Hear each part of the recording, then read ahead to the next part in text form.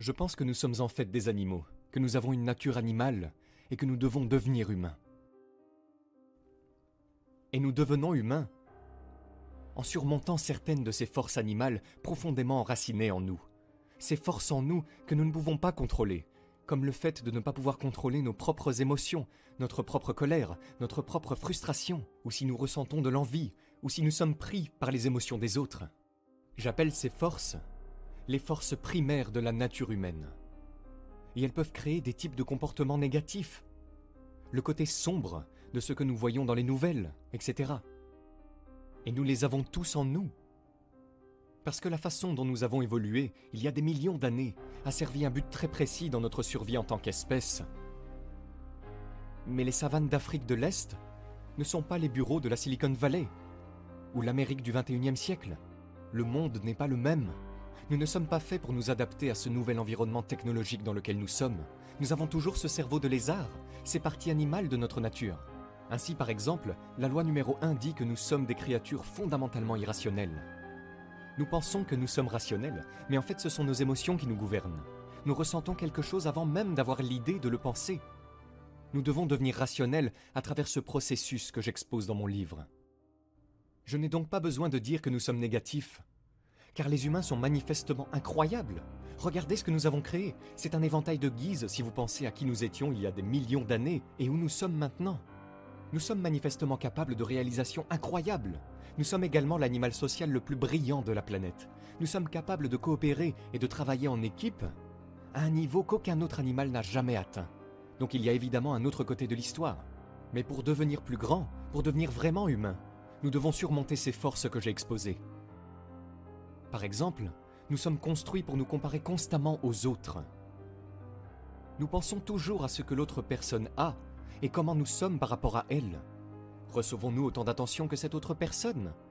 Cela commence avec nos enfants. Nos parents nous accordent-ils plus d'attention qu'à nos frères et sœurs? Ainsi, nous nous comparons continuellement en termes de rang, de pouvoir, de statut aux personnes qui nous entourent. Et c'est une force profonde en nous, et c'est constant chaque jour, chaque instant, et on ne se rend pas compte qu'on est en train de vivre ça. Et les médias sociaux exacerbent complètement cette tendance de la nature humaine. Il y a aussi la contagiosité des émotions qui est extrêmement puissante. Nous avons tendance à nous considérer comme des êtres humains autonomes, indépendants, qui ressentent de l'affection, de la colère ou de la frustration par eux-mêmes. Nous ne réalisons pas à quel point nous sommes affectés par les émotions des personnes d'un groupe. C'est l'effet viral. Les émotions sont extrêmement contagieuses. Avant l'invention du langage, les humains devaient être capables de communiquer entre eux en captant simplement l'humeur des autres.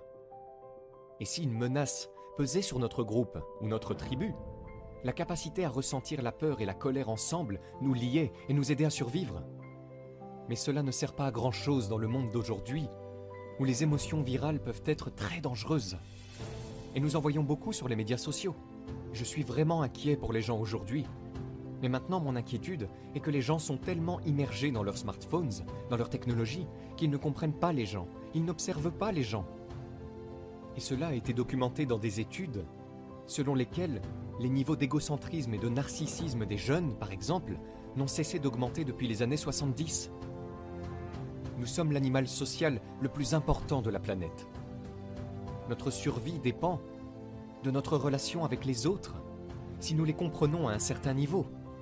Et je trouve que beaucoup de gens, de plus en plus dans le monde, sont vraiment mauvais dans l'observation des éléments de base de la psychologie humaine. La position dans laquelle je me trouve maintenant est que je suis consultant pour beaucoup de personnes célèbres très puissantes. Je ne vais pas citer de nom, je ne citerai aucun nom. Mais les gens viennent en consultation chez moi. Les PDG, les hommes politiques qui sont très puissants, même dans d'autres pays. Et le problème numéro 1 que je trouve qu'ils ont est une incapacité à comprendre les gens avec qui ils ont affaire. Ils engagent les mauvais partenaires, ils engagent la pire assistance qui va ruiner leur vie. Ce sont des gens qui sont techniquement brillants, ils comprennent leur domaine, ils comprennent le marketing, etc. Mais ils ne comprennent pas l'essentiel sur les gens qui les entourent. Et ils font des embauches terribles, où ils épousent absolument la mauvaise personne pour eux dans leur vie. Leurs émotions, ou vous savez, leurs relations personnelles pour les faire tomber. C'est comme notre talon d'Achille, et je pense que ça a empiré dans le monde d'aujourd'hui. Donc ma colère était que les gens soient tellement concentrés sur la technologie. Mais nous devons nous concentrer beaucoup plus sur la nature humaine, sur la compréhension des gens. C'est la première compétence dont on a besoin dans la vie. Il y a quelque chose de profondément ancré dans chaque personne, une nature individuelle particulière que nous avons tous. Et cela nous pousse à adopter des comportements compulsifs. J'ai moi-même ce problème. Je remarque qu'à chaque fois que j'écris un livre, je me dis « je vais faire un livre court, je ne vais pas ruiner ma santé, je ne vais pas faire autant de recherches ». Et puis à chaque fois, je recommence le même processus. Je n'arrive pas à briser ce schéma, n'est-ce pas? Et tout le monde là. D'où vient ce schéma? Une partie de notre ADN, de notre génétique, des choses que nous ne pouvons pas contrôler, que nous avons héritées de nos parents. Une partie vient de notre attachement précoce. Et d'autres viennent de notre vieillissement et de notre interaction avec des enseignants, des mentors et diverses personnes qui créent une certaine façon de nous voir. Si les gens continuent à nous dire que nous ne sommes pas vraiment dignes, que nous ne sommes pas de bons élèves, nous l'intériorisons et nous finissons par devenir comme ça. Donc, c'est un mélange de choses. Vous savez, chaque personne a un mélange de ses qualités. Et vous devez en quelque sorte démêler les différents fils dans votre rédaction. Mais ce que je veux dire, c'est que tu es un mystère pour toi-même. Vous ne savez pas qui vous êtes. Tu as des modèles de comportement et tu ne les comprends même pas. Tu ne sais pas pourquoi tu es en colère. Vous pensez que vous êtes en colère parce que cette personne vous a dit quelque chose de méchant ou a fait quelque chose de mal.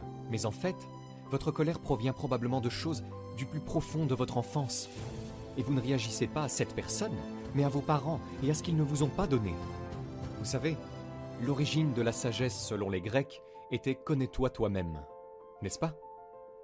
Et je crois fermement que la connaissance de qui vous êtes est une fin en soi et vous aidera de bien des façons à devenir l'être humain que nous avons tous le potentiel de devenir. Je crois donc beaucoup aux petits pas, à l'apprentissage quotidien des choses. Normalement, quand on ressent une émotion ou qu'on a une idée, on ne l'examine pas. Nous supposons...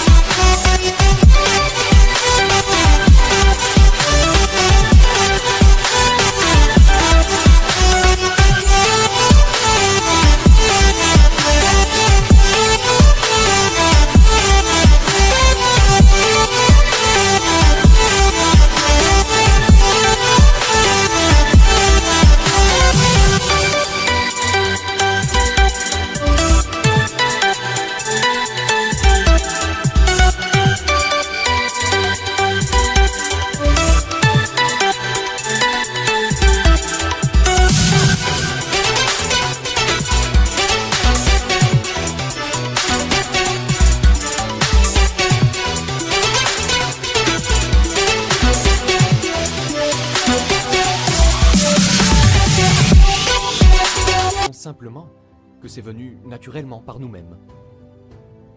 Je veux que vous vous examiniez chaque jour et que vous vous demandiez « Pourquoi ai-je cette idée? Pourquoi est-ce que je ressens cette émotion soudaine ?» Et ce n'est pas facile, cela peut prendre du temps et nécessiter un degré d'introspection avec lequel vous n'êtes pas à l'aise. Mais si vous commencez à vous demander « Pourquoi je me sens comme ça ?» à l'examiner et à chercher d'autres sources, vous pouvez commencer à comprendre au lieu d'accepter simplement comment vous vous sentez ou que vous avez telle ou telle idée. Alors remettez-vous en question. Arrêtez de croire que tout ce que vous faites est si brillant, si intelligent et si juste. Et imaginez que peut-être vos idées ne viennent pas de vous-même. Peut-être que vous ressentez une certaine colère politique ou quoi que ce soit d'autre.